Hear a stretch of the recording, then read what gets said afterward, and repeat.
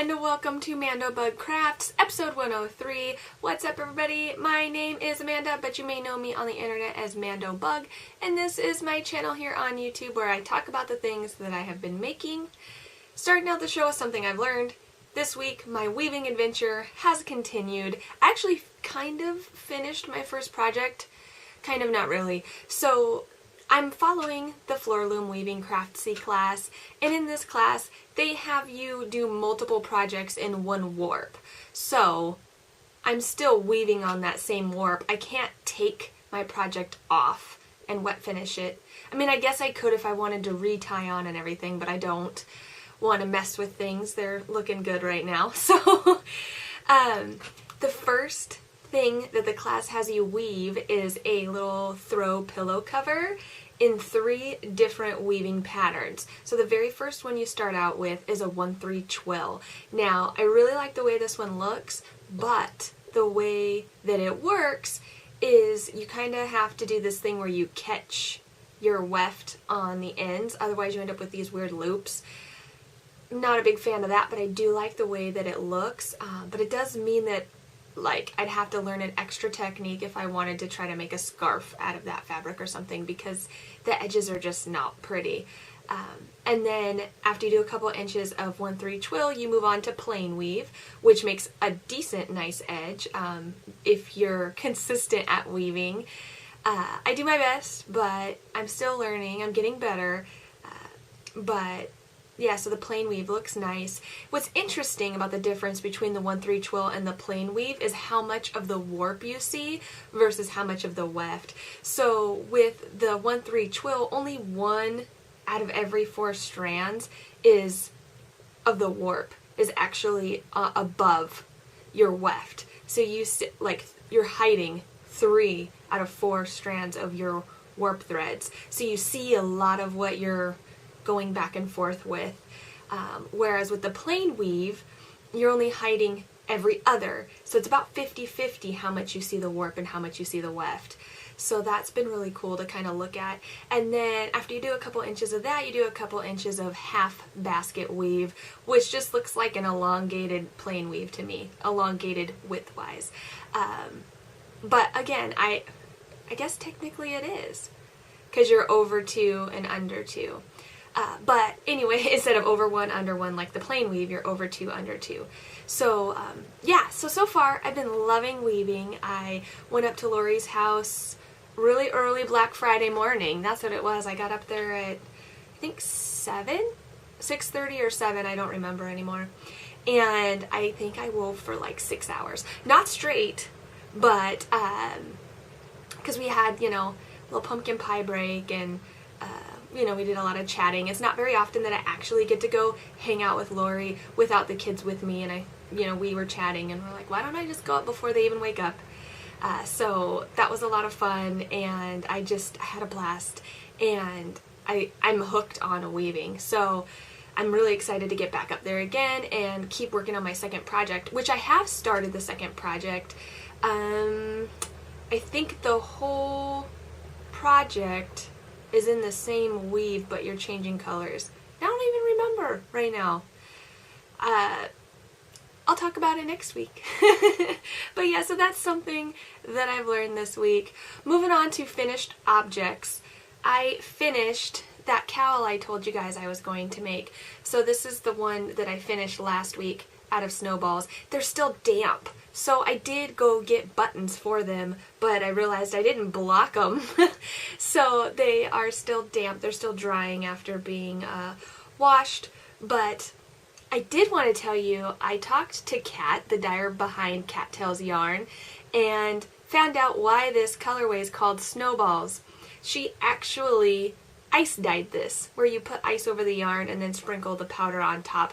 That's why it looks so different, and I think that's why I love it.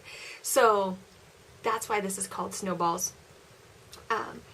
Very, very pretty. I picked out orange buttons for this. I'll show you guys next week after I sew the buttons on.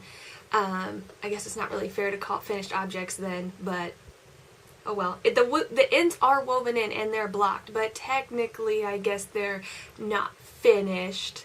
I mean, you could kind of try to wear them as something. Wow, this goes really good with this shirt. So the buttons I picked out for this one are kind of a burgundy color. So I'm thinking, I got 5 buttons. I'm going to do a row on one of the ends, just evenly spaced out. And so you should be able to match it up regular and have, a traditional cowl. But I'm thinking you could turn it down, the buttons would be down here, and you could button it like this. Pretty versatile. So, I'm feeling sneaky. So, yeah, I love the way that this turned out. I'm telling you guys, this crochet stitch pattern just lends itself to hand-dyed yarns. It just does something to change it up from what we're used to seeing hand-dyed yarns work up as, I think. So, I say we, but at least me. I don't know about you. I can't speak for you. This yarn is Schmutzrilla Yarns. I think she said it might be the Dory base, which I think is an older base that may be discontinued. Not really sure. The name of it was kind of long. I can put it at the bottom of the screen. And it might be Aran weight, whereas this one was worsted weight. I will say that this cowl is the same height, but I was able to make it longer, and I still had yarn left over, whereas this one I ran out. So, that means I gotta make another sample, right? Because I still don't have solid numbers for the pattern. But I have 2 beautiful cowls, and I'm not giving them away. These are mine. I love them too much, so much. I mean, maybe I'll let people borrow them, but I'm definitely not gifting them. I can't be the only one that feels that way about their makes, right? Yeah. So, the other thing I finished, I can't show you. It was a test knit for Holly of Pacific North Knits. She is doing a mystery hat club for January, February, and March, where you get a mystery hat pattern. I can show you, I used this yarn. The hat pattern, I don't know about all months, but I do know this is the pattern that will be released in January. It is as small as baby up to adult large. I decided to knit the child large, adult small for my big-headed son. No, his head's not that big, but we've been teasing him because every now and then I'll play games on my phone and I'll let him watch, but his head gets in the way. And when we're over at my dad's, he actually tells Jack, he's like, "Get your big tater out of the way." And so that's our joke, that he's got a big tater. But we've got to stop teasing him because now it's starting to hurt his feelings. And he goes, "I not have big tater. Not have big tater." And I'm like, "Your head's pretty big, son." So I think it's like 18 and a half, 19 inches, and he's going to be turning 3. I really have no idea where that's at on the spectrum of child heads, but anyways, I made it for my son, and I really like the hat. It was super quick. I knit most of it during a VKN, and I need to weigh this. Actually, I can weigh it right now. Okay, so assuming that this hank of yarn when I first got it was 100 grams, I only have 52 left, which means it took a little less than half. So I could knit him a second hat, which might not be a bad idea. When kids are that little, they lose their stuff all the time. So, yeah. I really like the hat. Sorry I can't show you. It's going to come out in January. I'll put links below if you want to know more about the Mystery Hat Club. Okay, so then the only other thing that I finished this week is some handspun. Now it's funny, I only planned on starting this spin this week, but I have been super extra stressed, and spinning helps me unwind more than any other craft that I do. I see weaving could be there. Like, I didn't do that much weaving, or I haven't done that much weaving in total, but I could see it being something that helps me unwind, but I don't know. I could also see that several hours of weaving could be not a good thing for your back. Whereas with spinning, I can just prop some pillows and be super comfortable in a chair. So, like, I'm just full of not helpful extra information today. Just, here's my spinning. This is the second spin for the shift cowl that I want to knit. It's still a little bit damp, so I don't know how much fiber's in here because I'm going to wait till it's dry to weigh it. I did a super rough count of yardage, which put me at about, I think it was like 115 yards. It looks to be about Sport to DK, which is what I'm shooting for. So here's the spin from last week. Here is this week's spin. These are perfect colors for my shift. I just have to figure out the third color. Okay, so more about this one. I moved my light behind my camera, and I'm not going to move it now because this is just perfect lighting, even though it's 6:30 in the morning and it's dark outside. It's also pouring. You probably can't hear that. So this yarn, I'm in love with this. So you may remember last week I was like, oh, I have this gradient from Knitting in Color, this gradient orange. It went from a bright orange to a black. And I thought, well, I'll take it in half and I'll do bright orange to dark orange and then I'll just ply it with all the black. Then I realized what would happen is the whole skein would mostly look black, like this one, and there wouldn't be enough contrast. So I spun the first bobbin of light orange to dark brown orange and realized I need something lighter, brighter, and I need the colors to change. So I grabbed my bag full of odds and ends from Into the World.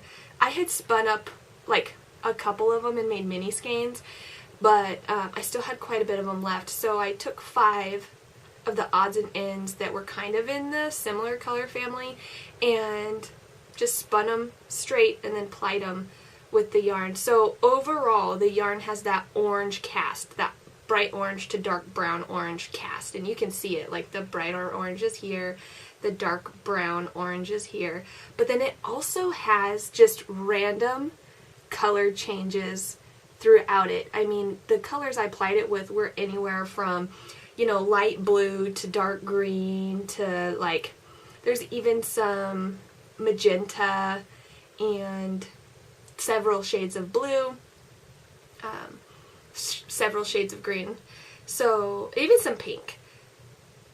I love it. I love it. I think it's the perfect contrast needed for my shift. I just need to figure out another color to go with it. So orange is my favorite color. It pairs really well with purple, and purple pairs really well with green, and orange does kind of too. So I'm thinking that green is the color that I need to bring into this shift. I don't really know what other direction I would go other than green. So I have this braid of fiber. This is fiber that I dyed, but as you can tell, these both have a gradient in them, which is not super, it doesn't really stand out in the hank, but it will stand out when I start knitting. You'll see that gradient happen, and I think that's important to keep that going. So I need a gradient to spin this with. I don't really know what I'm going to do yet, because this is not a gradient, but it will have that fun color changes. Like, I don't know if I'm repeating myself, but this was a gradient with a blended color. This was a gradient with color changing. This is color changing. I need my gradient. So I have a blue gradient, but I think it's too similar to the purple, and so I don't want to use that. I'm undecided. I need some more time to think about it, but I'm really happy with my second spin for the shift cowl. And it's worth noting that I'm like spinning way more than I need. I think you only need like 50 grams. This was 85, and this one, I haven't weighed it yet, but I rough weighed the fiber. It should be about 65 grams. So I'll have leftovers for something. Moving on to works in progress. The only other thing that I worked on this week I'm looking for, oh, it's in my new jack bag. This is temporarily being called Jolly Joy and Other Junk. It has a name that will be released when it's done, but this is a pattern by Kendra of Hooked by Happenstance. It is not available on Ravelry. Most of the patterns I talk about are. That's why I'm mentioning that this one is not. This is available on her Patreon page at the $2 and above level. And so every day starting yesterday, November 20 something, 6, 7, I don't know what number day it is. Started on Monday of this week. You'll get a row every week, and I'm pretty sure you get a video with the row. So row 1 is just a foundation single crochet of Forever. There wasn't gauge with the instructions, at least I didn't see it, so I don't know where my gauge sits with the pattern, because I tend to be a loose crocheter, but I'll make it work. I'll make it work. So this is fingering weight yarn. This is Cattails yarn in the Great Pumpkin colorway on her silk, fingering silk base. You may recognize this because I frogged it out of a tank top that I was working on. Not ready for tank tops yet. So one day, not now. But yes. And it also calls for a H hook, 5.0 millimeter, and this is the first time I've ever used that big of a hook on fingering weight yarn, so it is a little looser and open, and I'm curious to see how this will work up. But it was a lot of fun. I got halfway done with the row just while watching her video, which I enjoyed, so if you guys are interested, consider joining along with this. So, oh, also, I picked up beads for it. So I have a kind of local craft store that's like really close, like 5 minutes down the street. It's not a super big chain. It's called Ben Franklin's Crafts and Frames, maybe. But they're like closing out their beading section. They used to be a huge section of their store. It's now taken over with adult coloring books, which cracks me up. But I had a friend that used to work there, and they had a big issue with people stealing beads. So I have a feeling that's why it's being phased out, because they lost a lot of money, most likely. Why am I telling you all this? Like, you probably don't care. Maybe you do, I don't know. I guess the point was that it's my closest craft store. I didn't want to go all the way to another one that's at least 20 or more minutes away to get beads. I wanted brown sparkle beads for this yarn because I do want to put beads in this project, but the closest thing they had was just black. So it's kind of harsh, and I don't know if I'm going to like it, and I might end up going and buying sparkle brown beads. Anyways, I think I get to find out how the beads look today, because this row has optional lots of beads, I believe. So, yeah. So that's what I've been working on. Oh, I was going to go on to Let's Chat, but real quick, last week I forgot to share my order from Cattails Yarn with you guys. I showed you that she sent along snowballs with my order, but I was going to show you the rest of the order. Oh, also, when Jack's hat was blocking next to this cowl, it looked so cool. This green goes really well with the snowballs. Like, maybe not in the same project, but if I wore this cowl with a green hat, it looks amazing together. Side note. Kat also sent me this skein of yarn because she knows I love orange, and I super appreciate that. And funny story about this yarn. So this is DK weight, 250 yards, in Tinkers in Orange colorway from the Wheel of Time collection. And when I shared it in my Instagram stories, I said it was 100% untreated narrow merino, and I had no idea what that meant. I'm like, what is narrow merino? So I go on Google and I'm trying to figure it out, and all that keeps showing up are all these black sheep and like Italian websites, because apparently narrow is black and Italian. I had no idea, or at least that's the impression that the internet gave me, because I kept getting all these black sheep and then like black merino sweaters on Italian websites. So I was talking to Kat about it, and she just was cracking up because it doesn't say narrow. Let me see if I can... So maybe the light's too bright for like super close-ups. Or maybe it's not. See right there, narrow? It's actually the font. It says new, but to me I read it as narrow. So this is 100% new merino, and you don't see that new on here a lot. The most often that I see new merino mentioned on a label is when the yarns come from Europe.